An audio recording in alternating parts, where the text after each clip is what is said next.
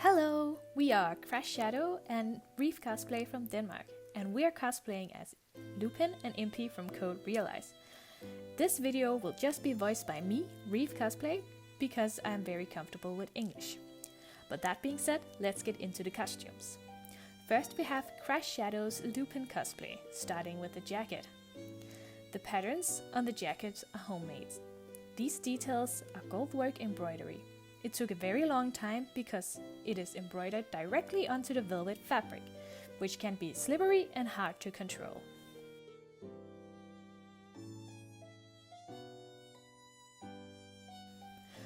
This golden key is made of two different materials. The upper part is foam and the lower part is female clay. It was remade twice because she didn't like the first try. There are press-on buttons attached to take it off for safe travels. The gold buttons here are made of warbler, and behind the buttons are two magnets to keep the jacket in place. The stripes on the lining are designed by herself and printed on fabric. It was very important to her that it had the same color as the original artwork. The lighter parts of the belts are made of real leather, and the dark parts are fake leather. The fake leather has been sewed double-sided. At the side here is where the staff is positioned. It has press-on buttons so that it's easy to take off. The buckles are made of warbler with a piece of metal inside so it doesn't break.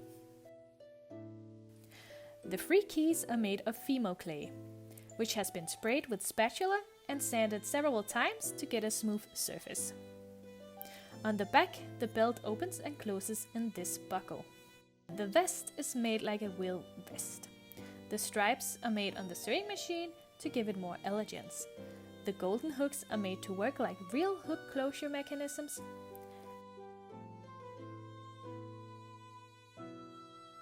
And additionally, there are Velcro to keep it all safe and closed. The dress shirt is also self-made, and the stripes have been painted on by hand. The butterfly on the top can be detached by a press-on buttons, so it's easy to take on and off. Crash Shadow is very proud of these sleeves since they caused her a lot of problems. The shoes are made almost from scratch, on top of an old pair of shoes. The patterns and leather pads are homemade and then glued onto the base.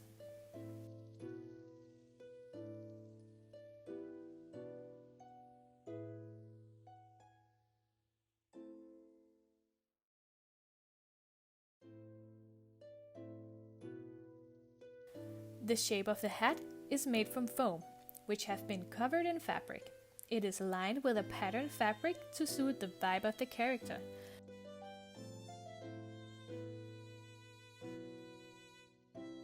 Some hair clips have also been attached in order to make it sit tight on the wig.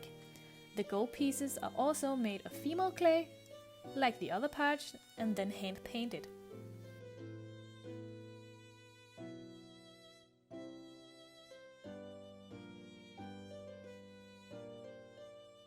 The staff has also been remade to make sure that it was perfect.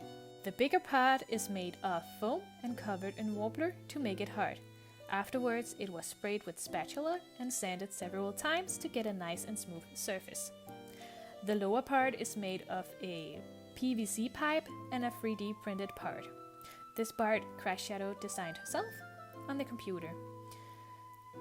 Then she painted all of the shadows by hand. The staff can be taken apart into two pieces for easy travel.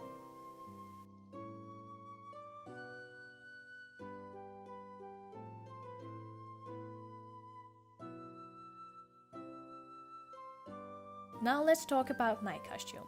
To begin with, I want to say that all the patterns of the costumes are homemade to suit the design perfectly. The utility suit have been made like a real one, but Impy wears it off of one of his shoulders, so I just wouldn't put on that sleeve. The lining and the fabric was very important to me, so the outside fabric is coarse and hard, and the lining is soft and matches the outside. The suit is equipped with real buttons and real pockets. And every crevice of the suit has been airbrushed to make it look dirty and used. The leather part on the shoulder here is made of 2 pieces of fake leather sewn around some cord to give it a 3D effect. It goes all around the back and is connected in the back seam. This was pretty hard, so I am very proud of the result. The utility belt is made to work like a real one. It has small pockets that I filled with foam to give the 3D effect. It also holds the wrench with a press-on button so that it's easy to remove. The inner shirt seems simple, but I sewed on all of these stripes with a metal gold thread on the sewing machine. It also has 2 functional zippers, which was pretty fun to incorporate. The wrench is completely made of foam, which I sanded several times to get a surface I wanted. It was varnished and spray painted gold for a metallic look, then painted over with brown to appear rusty, and then the details were painted by hand to give it a used look.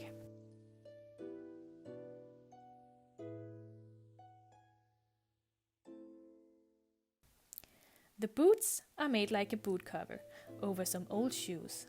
The 12 buckles on the back each have 2 holes to make sure that they always fit.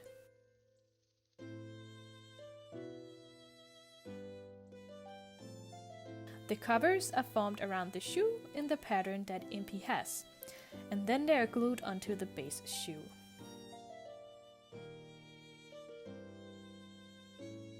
The gloves are made in 2 layers, a black one and a green one. The green part is shaped with fabric stiffener to make it look just like Impy's, with a hole into the inner black glove. This glove is made of fake leather to match the elbow covers. The seams are made visible just like they are in the design.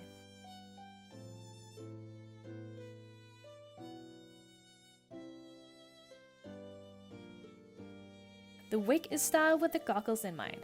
These are made of fake leather, which has been sewn double-sided.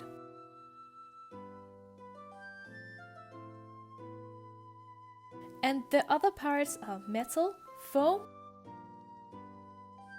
and plexiglass, which I stained golden yellow with nail polish. The rim here is made of wobbler to make it hard. And these goggles stay on like a normal pair of goggles would, with a buckle in the neck. And that was all we had to show for now. Thank you for watching.